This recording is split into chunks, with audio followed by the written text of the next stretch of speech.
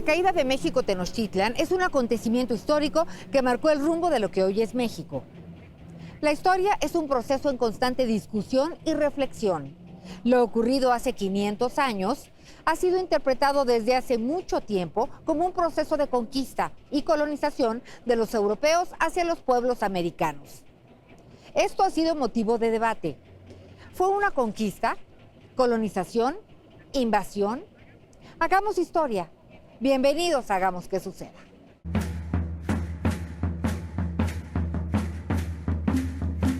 Los mexicas fueron un pueblo migrante que se estableció en un islote del lago de Texcoco, que pertenecía al señorío de Azcapotzalco, y fundaron una ciudad a la que llamaron Tenochtitlan. Gracias a sus conocimientos e ingenio, superaron adversidades. Construyeron una ciudad lacustre con puentes, avenidas, acueductos y calzadas que sorprendió a propios y extraños. El uso de chinampas les permitió cultivar y convertir al islote en un lugar habitable. Guerreros por excelencia, dominaron a la mayoría de pueblos establecidos en la Cuenca de México, como Azcapotzalco, Chalco, Xochimilco y Coyoacán, entre otros.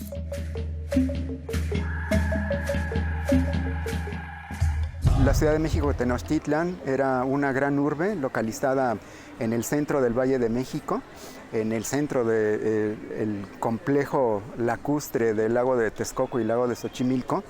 Había sido una de las civilizaciones más importantes en el periodo conocido como el posclásico. Había sido una civilización heredera de la grandeza, sobre todo de la civilización tolteca. Eran el más poderoso porque en los últimos 100 años antes de la conquista, desde 1427 hasta 1521, habían ganado poder militar y habían conquistado a muchos de los otros pueblos del centro de México e inclusive habían llegado hasta Guatemala, hasta la frontera de Guatemala, según parece. Y entonces eran el pueblo más rico y militarmente más poderoso. Tenochtitlan es la capital del señorío más importante de Mesoamérica, pero es la organización política más importante, más poderosa que existe en la región mesoamericana. Ha vivido un vertiginoso proceso de expansión mediante las conquistas militares. Entonces sí, es una ciudad, es la ciudad, la capital más relevante del territorio para este periodo. Es el asiento del poder político también más importante de este. El Templo Mayor era como el eje de la ciudad. No solo era el eje religioso, sino también urbanístico. Era el edificio más alto, estaba orientado de norte a sur, viendo hacia el lugar donde se pone el sol. Y entonces, de alguna manera, todos los que vivían en Tenochtitlan, si volteaban a ver el Templo Mayor, se podían ubicar fácilmente. Era el lugar sagrado por antonomasia.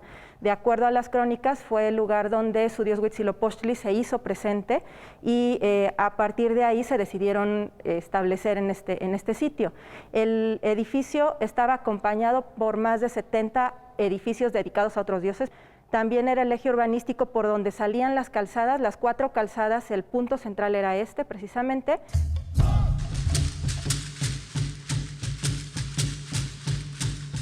Los mexicas extendieron su dominio a Mesoamérica gracias a la Triple Alianza con Texcoco y Tlacopan. Su esplendor duró 100 años, en los que acumularon poder y riqueza, pero también adversarios, debido a que cobraban tributos excesivos a los pueblos sojuzgados.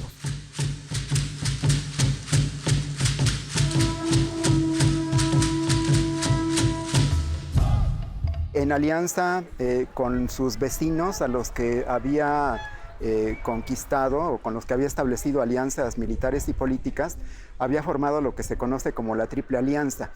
La Triple Alianza era una confederación encabezada por Tenochtitlan, en la que participaban también los tepanecas y los texcocanos, y estas tres habían logrado someter y conquistar a la mayor parte de las civilizaciones mesoamericanas, en lo que ahora pues, es el Valle de México, hasta Veracruz, hasta Oaxaca, hasta lo que ahora sería como el Bajío, y tenía contactos también con el sur y el sureste de lo que ahora es la República Mexicana, ¿no? Era la civilización dominante que les exigía tributo y con las cuales sostenía una relación muy conflictiva de alianzas y de rivalidades. Quizá algo que hay que mencionar también de Mesoamérica es que a pesar de que los pueblos estaban sojuzgados, no se trataba de conquistas imperiales al estilo Roma, por ejemplo. Y aquí en Mesoamérica no. O sea, más bien lo único que les importaba era el tributo, la mano de obra, pero y ellos dejaban que se organizaran como quisieran. En la mayor parte de los sometimientos de la Triple Alianza, y particularmente de Tenochtitlan, ni siquiera hay recambio de los gobernantes de las ciudades sometidas. Simplemente se les impone tributo y no hay tampoco imposición de modelos políticos. Y esta fragmentación política es común al posclásico mesoamericano.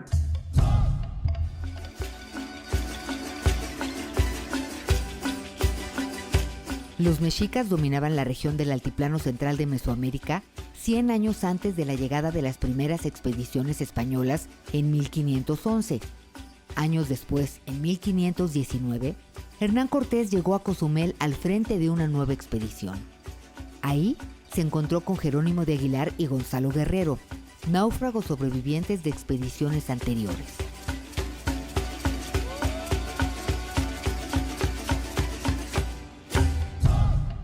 Hay un naufragio cerca de Cozumel y en el actual estado de Quintana Roo varios españoles viven durante algún tiempo. 2 de ellos siguen vivos cuando llega Cortés. Uno se incorpora a la fuerza de Cortés, Jerónimo de Aguilar, el otro se queda con los mayas y va a morir peleando contra los españoles, Gonzalo Guerrero. Cortés sabía que había personas que habían quedado de otras expediciones antes que Cortés. Él no fue el primero que llegó, antes llegaron otras personas, y si él hubiera fallado, es probable que hubieran llegado otros más. Él sabía que ya había personas viviendo aquí, una de ellas, que es Jerónimo de Aguilar, él estaba en área maya, y entonces él es el intérprete entre la lengua maya y el español.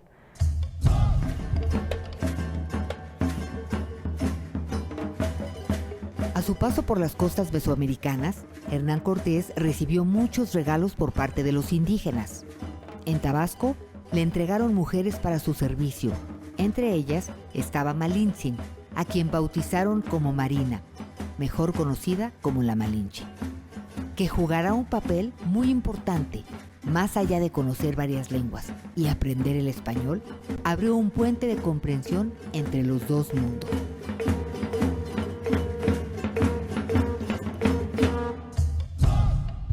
Marina o Malintzin, ella era una cautiva que tenía menos de 20 años, era una esclava. Probablemente había sido una mujer noble y conocía la vida de la corte y hablaba varias lenguas, maya, náhuatl, y luego aprendió español.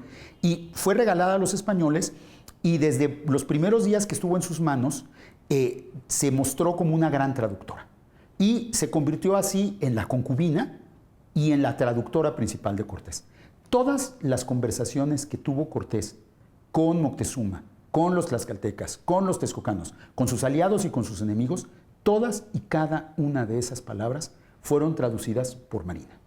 Y todas las respuestas que le dieron los indígenas a Cortés, ya fuera Moctezuma, ya fueran los señores de Tlaxcala, los que fueran, todas y cada una de esas palabras fueron traducidas por Malintzin. Malinche es uno de los personajes emblemáticos que además está siendo fuertemente reivindicada como traductora, como negociadora, como mediadora cultural, que va más allá de traducir las palabras de otros, sino de mediar y de tener una capacidad decisiva en este proceso histórico. Se ha visto también que es su capacidad de actuar en las circunstancias tan complicadas que le tocó vivir. Se ha recuperado su papel como negociadora, incluso reconocida por algunos conquistadores como Bernal Díaz del Castillo, que se expresan con muy buenas palabras sobre ella.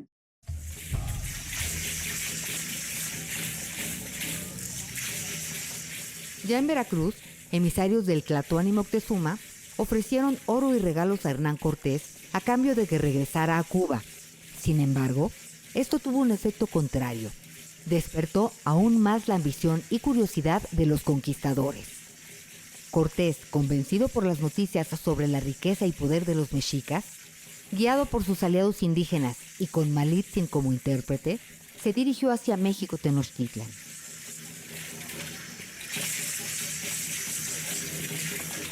La llegada de Hernán Cortés va a representar para algunos de ellos la oportunidad justamente de sacudirse la dominación mexica, de una unión de fuerzas entre diversos señoríos indígenas que están en contra de los mexicas. El más importante, por supuesto, es Tlaxcalteca, pero no es el único.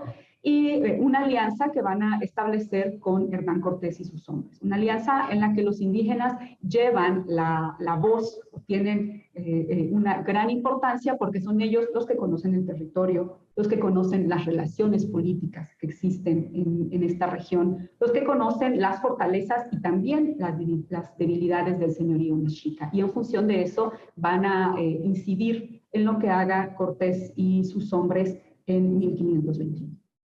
Encontraremos que pasa en México algo que pasa en Europa también, cuando entra una fuerza disruptora externa y algunos grupos lo usan. Fueron casi todos los totonacos primero, luego los tlaxcaltecas, luego los huejotzingas, igual que numerosos pueblos otomís, antes incluso de que los españoles llegaran a su territorio, y luego un montón más de gente que se va uniendo a la confederación que inician Zempoala y Tlaxcala. Zempoala, Tlaxcala y Huejotzingo. ¿Sí? Y en torno a ellos se hace una gran confederación que es la que realmente derrota a la Confederación Tenochca. Cortés llega con sus aliados indígenas a Tenochtitlan en 1520. En ese momento se conocen el Tlatoani Moctezuma y Hernán Cortés en un encuentro pacífico.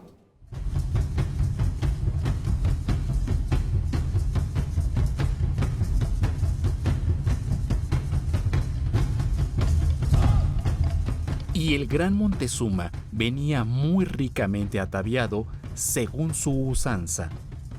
Muchos señores que venían delante del gran Montezuma barriendo el suelo por donde había de pisar y le ponían mantas porque no pisase la tierra. Todos esos señores ni por pensamiento le miraban la cara, sino los ojos bajos y con mucho acato.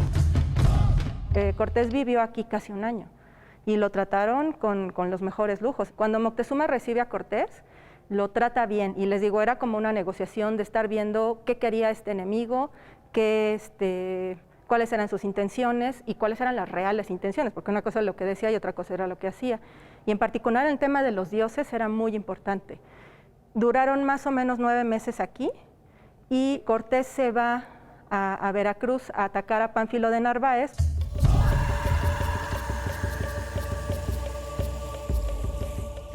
Cortés tuvo que regresar a Veracruz para enfrentarse con Pánfilo de Narváez, que venía de Cuba para prenderlo. Al mando en Tenochtitlan se quedó Pedro de Alvarado, que en ausencia de Cortés ordenó atacar a los indígenas que estaban reunidos en el Templo Mayor para celebrar una fiesta. Estaban desarmados.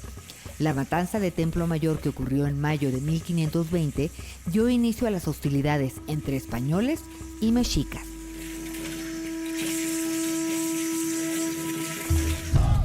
En noviembre es el encuentro con Moctezuma, en el cual, según Cortés, Moctezuma se somete, lo cual, insisto, es falso. Luego, de noviembre a mayo, los españoles están en son de paz en Tenochtitlan, y en mayo, en ausencia de Cortés y de la mayoría de los españoles, se comete el asesinato en la fiesta del mes Toxcatl, que también llamamos matanza del Templo Mayor, y ahí empieza la guerra. Cuando Cortés se va, deja en el cargo a Pedro de Alvarado.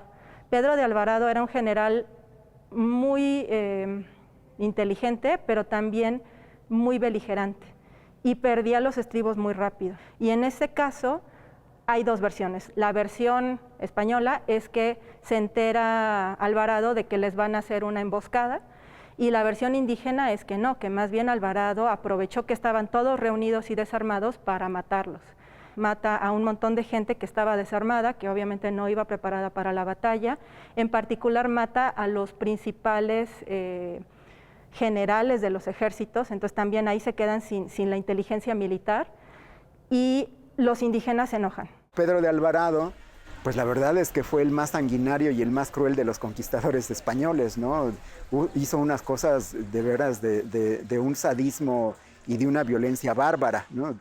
cuando se dice que los indígenas eran bárbaros, eran salvajes y que les venía la civilización desde Europa, pues la verdad es que viendo la conducta de algunos de los conquistadores, pues tendríamos que cuestionar quiénes eran los bárbaros y quiénes eran los salvajes, ¿no?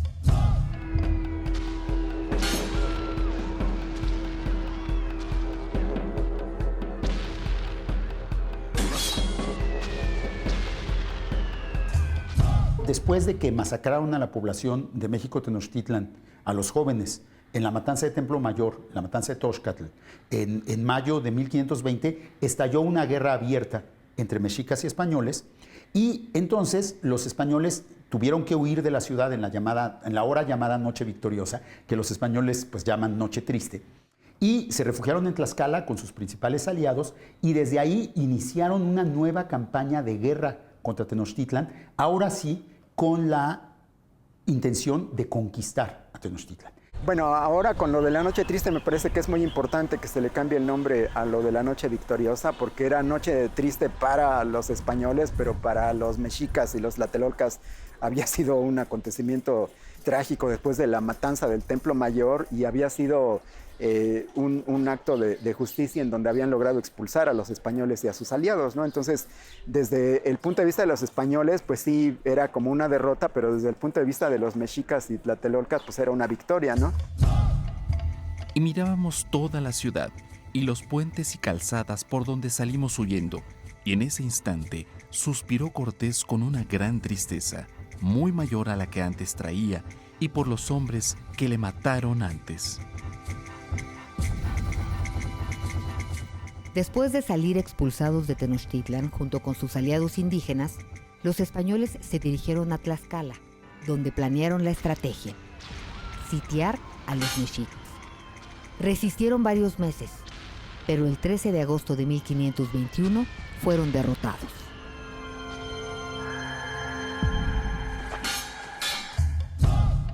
En mayo de 1521, lo primero que hace Cortés es cortarles el agua.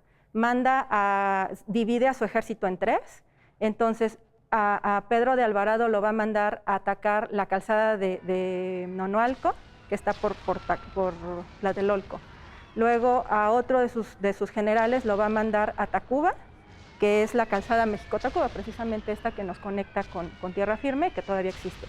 Y va a mandar a otro de sus generales a Coyoacán. Entonces son las tres calzadas principales para de alguna manera asediar o aislar a los mexicas. El proceso de la caída de Tenochtitlan es un proceso que se inicia realmente desde 1520, cuando hay la matanza en Templo Mayor y luego hay una gran guerra en la ciudad que provoca muchos daños, y como parte de esa guerra muere Moctezuma, el tlatoani, el gobernante coronado de los mexicas. No sabemos a ciencia cierta cómo murió, pero el hecho es que falleció y fue repudiado por su pueblo. Lo sucedió Cuitláhuac, que fue tlatoani únicamente durante 2 o 3 meses porque lo mató la viruela. Y después de eso tomó el poder Cuauhtémoc. El 13 de agosto de 1521, después de un cerco de meses, en donde resistieron en situaciones extraordinarias, muy difíciles, agobiados por el hambre, por la sed, porque lo que hicieron los españoles y los ejércitos mesoamericanos que se aliaron con ellos, que eran más de 100,000 guerreros aliados indígenas, fue ponerle sitio a la ciudad de Tenochtitlan y también a la de Tlatelolco, que estaban completamente rodeadas por agua, y la sometieron. Entonces, ese 13 de agosto marca el fin del imperio mexica, de la Triple Alianza, y el surgimiento de una nueva etapa, que es, pues en muchos sentidos, como el origen de lo que hoy sería la nación mexicana. Cuando cayó Tenochtitlan, muchos pueblos se resistieron al dominio español. Desde 1521, los españoles y sus aliados indígenas emprendieron nuevas campañas de conquista por toda Mesoamérica y más allá. Desde entonces, los pueblos originarios han luchado de muchas formas y se han adaptado, pero sin olvidar su cultura, tradiciones y raíces. Muchos de los aliados de los españoles reconocen formalmente el dominio español. Ya dijimos Tlaxcala, Huejotzingo, Zempoala, Xochimilco, Chalco, etc. ¿Sí? Pero algunos no. Y algunos de los tributarios de México Tenochtitlan también reconocen el dominio español, pero algunos no. Entonces, a través de guerras y negociaciones, los españoles y sus aliados, y sobre todo sus aliados en términos de número, sus aliados tlaxcaltecas, otomís, acolhuas, chalcas, ochimilcas, van a ir entrando a Oaxaca, por ejemplo, y convenciendo a los mixtecos o sometiéndolos militarmente. Luego vienen las dos grandes expediciones de conquista posteriores, que son brutales y violentísimas, encabezadas por Nuño de Guzmán, a Michoacán y a la Huasteca. Luego, la siguiente expedición, una vez sometido Michoacán, a Jalisco, que va a provocar una guerra que dura de 1531 a 1548, la Guerra del Mixtón, y que termina con una especie de paz por compra, por alianza. Luego viene la Guerra Chichimeca, en Guanajuato, Querétaro, Zacatecas y San Luis Potosí, y Aguascalientes. La guerra contra las naciones chichimecas. 500 años después, todas esas poblaciones indígenas que lograron escapar del dominio español siguen viviendo en las serranías de la Sierra Madre Occidental, los tarahumaras, los coras, los huicholes o los lacandones en Chiapas, porque tuvieron que irse a las regiones a donde los españoles no podían o no querían o no les interesaba llegar, ¿no? Entonces, yo creo que hay un nuevo orden político, hay un nuevo gobierno, hay nuevas autoridades, hay un nuevo régimen de propiedad, hay un régimen distinto de organización de la fuerza de trabajo y de distribución de la riqueza, en donde los que salen perdiendo siempre desde los primeros momentos son los indígenas. De alguna manera, la frase 500 años de resistencia indígena señala eso, ¿no? La conquista no es el fin del mundo indígena. Marca un cambio radical, pero no el fin. Resistencia sí, en muchos casos, pero la resistencia tiene muchas formas. Yo creo que ha sido una de las grandes riquezas de las culturas indígenas de los últimos 500 años, su capacidad de aprender, su disposición a tomar lo que viene de fuera, incorporarlo a su propia cultura y aprender de ello. Hoy los indígenas utilizan internet, utilizan videos, utilizan todos los medios modernos para hablar en su idioma y para seguir transmitiendo su propia cultura. Esa es la actitud de resistencia de la que tenemos que aprender mucho todo el resto de los mexicanos. Los que rigen la marcha del día, Existe una historia de imposición y dominación, otra de resistencia y afirmación. Hoy, 500 años después, los pueblos indígenas exigen justicia. Reclaman la tierra y su derecho a existir con sus diferencias, con sus usos y costumbres, con su derecho a ver y vivir de forma distinta. Por ellos, en tanto permanezca el mundo, no acabará la fama ni la gloria de México Tenochtitlan.